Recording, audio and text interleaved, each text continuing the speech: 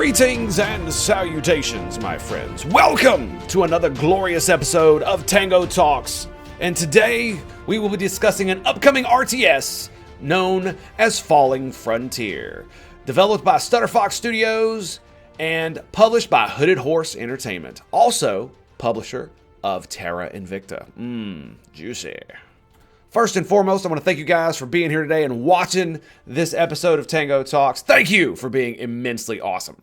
Secondly, I have had my eye on this game for quite a while, and it is set to release in the Q2 of 2022. Now, I believe it will be going into early access, not a full release, so keep that in mind as we go forward. But from what I've seen so far, as well as the themes and the setting, I am very excited for this game, and I really want to see what it can do.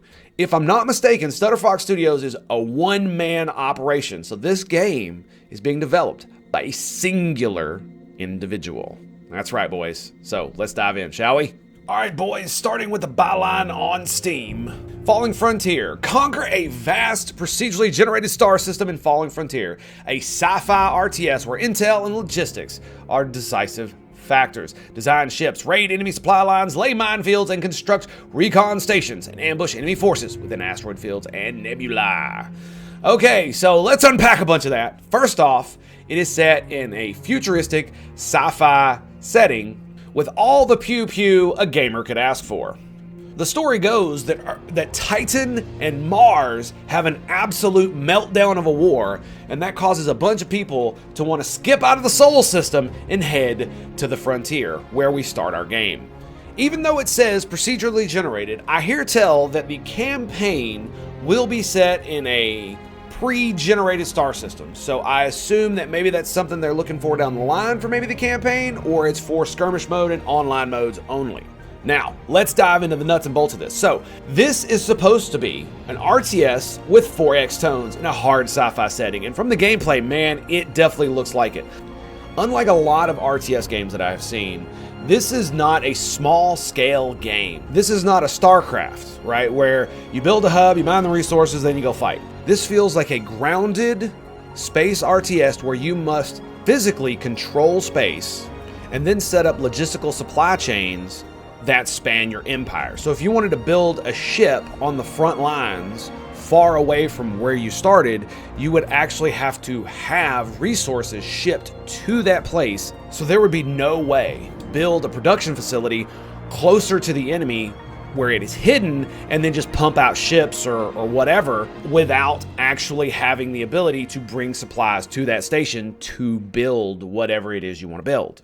I'm referencing most modern RTSs here, like StarCraft, StarCraft 2, even like some of the older school space ones like Star Trek Armada, Star Trek Armada 2, where as long as you had the resources in your, quote, bank, unquote, you could basically build anything at any production facility, no matter where that production facility was, as long as it met the requirements to be built and have it done. The developer touts that the gameplay in Falling Frontier will be based around problems that occur in the game, and you as the player will be given tools to solve these problems in whatever way you wish, and you have to deal with the consequences of the decisions that you have made. And these types of decisions include ship modules, which are upgradable and swappable on your ships, and the only thing it will require is resources and time. Speaking of time, time goes by quite quickly in this game. And what I mean by that is days tick by as your ships move through the void. Traveling from point A to point B could take days or weeks. Even a small skirmish battle could take up to a week. And I gotta admit, I quite like how slow the ships are and how slow space travel is, because realistically, that's kind of how it works, right? With our modern equipment today, it would take 3 days from launch just to get to the moon, and then 3 days back, not including any time it took to land, do whatever you wanted to do on the moon, and then disembark the moon's gravity well. This makes the game feel like it has weight, and it makes the ships feel like they have momentum to them, where they don't just stop on a dime, turn, zip around, and are super agile. These ships that we see are gigantic pieces of machinery that do not turn on a dime, and I definitely appreciate that aesthetic feel.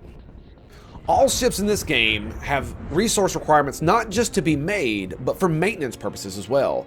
You will need food to keep your crew alive, you will need fuel to get where you're going, and you will need ammo to fight, all of which can be depleted. There will also be officers and crew as part of the complement as well.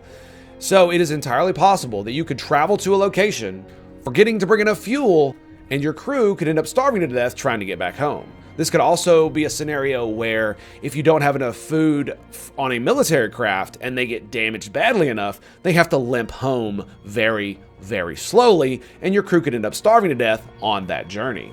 Ammunition stores mean that your combat vessels have a limited ability to fight based on the amount of ammo they carry. This is another decision that you make that could end up having long-ranging consequences. Not bringing enough ammo to a battle could spell an entire fleet's destruction. And on the last little note of gameplay, there is FTL in this game. That's right, faster than light travel. And it is not the straightforward, oh, we're literally going to travel faster than light. Instead, it is a jump style system. And the graphic is kind of cool because it makes the ship disintegrate before your eyes and then reappear at its destination a short time later, which is kind of cool. Also, I believe fuel is only consumed when you use your FTL, so you could potentially still fly sublight with zero fuel. I believe I heard that said, but I'm not exactly sure if that's true or not, so don't take my word for it. Space exploration is going to be a big part of this game. You are going to have several tools to be able to explore your surrounding area and other areas that you are going to envelop into your empire. You will have space probes that will be able to scan with radar. Your ships will have their own radar systems, as well as modules that will have extended radar systems for search and rescue missions or other specific types of missions. And I hear tell that there is going to be both active and passive radar systems in this game. Passive meaning that in your scanning area, you will be able to detect certain things that happen, including FTL jumps and other such big energetic events, whereas active scanning, it would be like a submarine or naval ship in our current era actively pinging out targets, where they would send out a sound wave and then be able to see what comes back in the reflection. With radar, it would be very similar, except you would do so with electromagnetic radiation and seeing what light reflects back. Now, what this means is that with active radar, you will be able to be detected very, very easily, just like with active pinging, which sounds pretty awesome. So it gives you a way to be stealthy without having to be blind. You will also be able to gain valuable intel from enemy officers should you find stranded enemies from a combat engagement where they ejected before their ship exploded. You may rescue them before your enemy, and vice versa, that your crewmen, your officers, could be picked up by the enemy and interrogated for strategic intel that could end up costing you greatly. There will be an entire system in this game for gaining enemy intel where the role of the officer as well as their rank will depend on how much, what kind, and how reliable that information is. For instance, a captain may be able to tell you where his bases are, but it will be extremely hard to get information out of him, but it will be extremely reliable. Whereas a low-level officer, perhaps your navigational officer types, they may come out of that information much easier than said captain, but it may be less reliable as their actual knowledge is extremely limited. This just adds another layer of strategy to this game, where if your enemy makes a mistake or you make a mistake in battle or otherwise, your enemies or you could capitalize on these failures and gain intimate strategic knowledge that you would not otherwise be able to obtain. I'm very much looking forward to see how this pans out. It sounds pretty cool, but it also sounds like it could be hard to make a deep and interesting system out of it when there's a lot of waffly nonsense that could go into this, right? And so you could end up with a situation where the players end up optimizing the fun out of the game because they never interrogate low-level officers because it's not worth their time or energy, right? Hopefully that won't be the case, but you never know. Let's talk operations. They are mission suggestions that are generated when you receive intel. So you sent out your probes and they found a resource node. You will get an operation to go harvest it. Your probe also found an enemy base as well as a flotilla and maybe some resource gathering operations by your enemy. They will also give you operations to deal with that. I have a feeling that this is one of those systems that's made for maybe the early game or new players kind of thing that will give you a bearing on what exactly you need to do to accomplish your goal of ruling the universe. These missions being optional, and the fact that you can change which missions show up, and you can even prevent an entire category from not showing up when the operations are generated, means that this will be a great tool for those that need it, and for those that don't care, they could just skip on by it, which is awesome. All right, boys, let's talk economy. So, one of your most important resources are the people that crew and command your ships. They generate tax income and only reproduce on planets or colonies. I'm assuming there may be asteroidal colonies, or perhaps, maybe, I haven't seen this yet, I'm hoping, fingers crossed, O'Neill cylinders. That would be amazing. Because let's be real, O'Neill cylinders are far more efficient than living on planets, especially when those planets are not oxygen atmosphere planets where humans specifically evolved to live. Money generated from taxes will be available anywhere within your empire, and humans in space get a tax cut. So I don't know if that means they don't pay taxes at all, or if they only pay a little bit of tax. It's not really specific, so we'll have to keep an eye on that. Resources for fuel and ammunition are mined at local celestial bodies, either via asteroids, ring systems, planets, moons, so on and so forth. And unlike money, they will not be available instantly everywhere in your empire. To be able to construct ships on the front lines of your empire, you will end up having to set up supply routes with civilian ships and stations, so that the civilian ships will take their locally mined resources, go to a supply depot, and they will have cargo vessels run those resources to and fro your supply stations. This means eventually you will have long supply lines where you have resources being sent from one end of your empire to the other to build ships on the front lines where the fighting is happening. I'm really excited to see this because it's rare in an RTS that you have supply lines that matter. Usually they're an ancillary system that just generates extra income of some type, maybe your main currency or whatever. In most RTS games, there are no supply lines. Any resource you have will go into your main pool of resources, and then you will be able to build a construction facility, like a shipyard or a barracks. They'll be able to turn out units anywhere on the map. So you could build them extremely far from your base, all the way across the map, close to your enemy, and essentially proxy those units very close without any supply line consideration at all. And the reason I'm excited about this system so much is because it makes it more like a real simulation of what it would be like to run a small stellar empire, where you actually have to worry about the logistics of getting your resources from point A to point B to ensure that your ships and construction facilities on the front line have the ability to construct ships, arm ships, feed the crews, and ensure that they don't all die of starvation in the cold of the void. All right, let's talk about the ships of the game. So we have both civilian and military vessels. Civilian vessels consisting of resource gatherers, as well as transports for personnel and resources. And our military ships consisting of the pew-pew laser variety that destroy everything in their sight and leave no scum left unturned. So now, I do believe that both military and civilian vessels will have modules. I've only really seen the military ones, but I believe that the civilian ones will also have the ability to swap out modules for whatever missions they are going for, like your resource gatherers having bigger supply hold or better jump drives, so on and so forth. As far as the military vessels, they will be extremely modular and be able to swap out different types of guns, depending on what your enemy is putting out and what type of armor they have. You'll be able to swap out rail guns, missile launchers, and all different types of things like that, as well as upgrade those to better and better versions. Tier 1, Tier 2, Tier 3 is what we saw in the gameplay preview, as well as different modules for the ship itself, whether you have a different type of bridge, a different type of FTL that you have, as well as optional modules that will allow you to have search and rescue, and even have dedicated refuel and rearm ships for entire flotillas, which sounds pretty cool.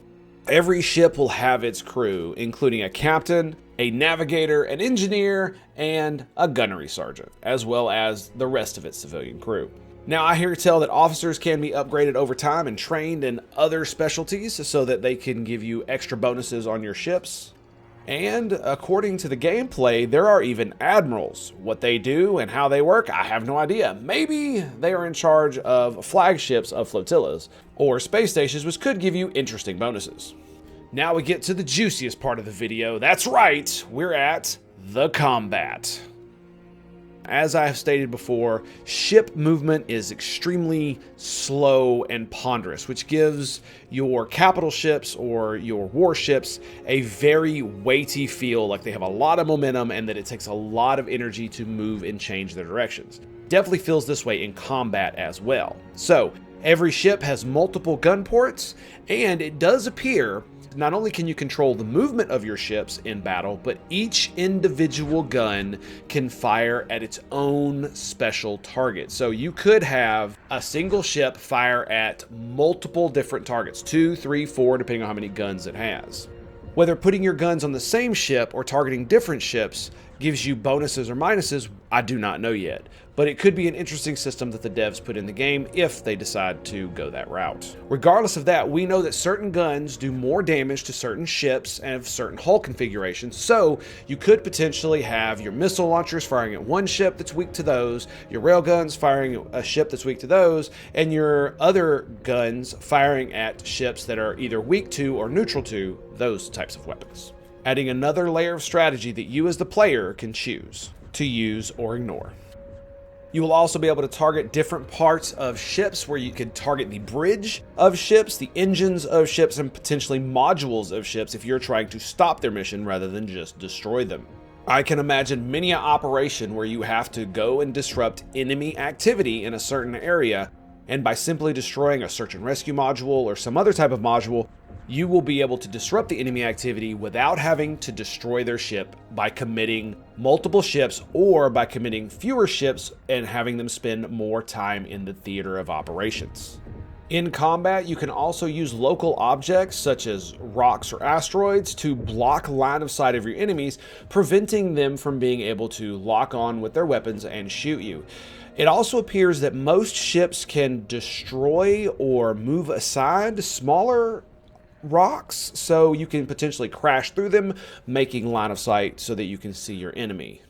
It will be very interesting to see what other types of things they will have in the game that will be able to use this. One of the biggest differences I see in this game from other RTS games is in combat, you will not be controlling massive fleets of starships or spaceships. In fact, it does appear that even in late game, based on what we've seen, that you will only still have a handful or two of ships to be at your disposal, mainly because of the massive amount of resources that it would require to field a large armada of ships. I imagine that you will have many different small squadrons of ships to provide patrol for your empire, as well as fight on any front lines that you may have.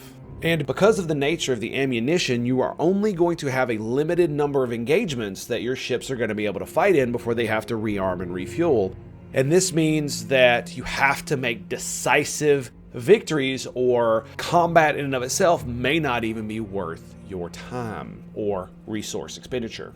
It will be definitely interesting to see how the developers balance this issue, and I'm really excited to see it because a lot of RTS games end up being giant army A moves to other giant army, and the one with the best kind of micro control that has a good concave their army around the other player's army wins. While that's awesome in a lot of other games, I find that the small skirmish style gameplay that this game brings to the table feels a lot more interesting and visceral, that each one of your ships means more, and that each one of the battles means more to the overall success of your empire.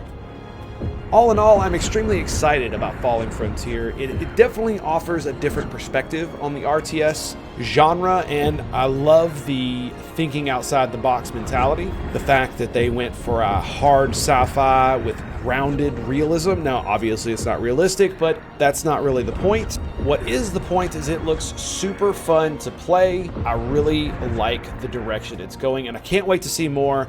Early access will be Q2 of 2022, and I hope that it's enough of a success to keep the developer funded and to keep this game going. I will put a link to the Steam page down in the description below. Also, thank you to Hooded Horse for sending me the info on this and giving me access to all their footage that they had. I want to thank you guys for joining me today with this Tango Talks Falling Frontier. I very much appreciate all the support you guys give me. Throw me a like and a subscribe down below if you haven't. Ring the bell, do all the things. If you want to catch me live, I stream on twitch.tv/Tango Hotel almost every single day at either 8 or noon Central Standard Time. That's twitch.tv/Tango Hotel. All right, my dudes, it has been a pleasure and an honor to have you here at Tango Talks Falling Frontier, and I will see you guys next time. Peace out.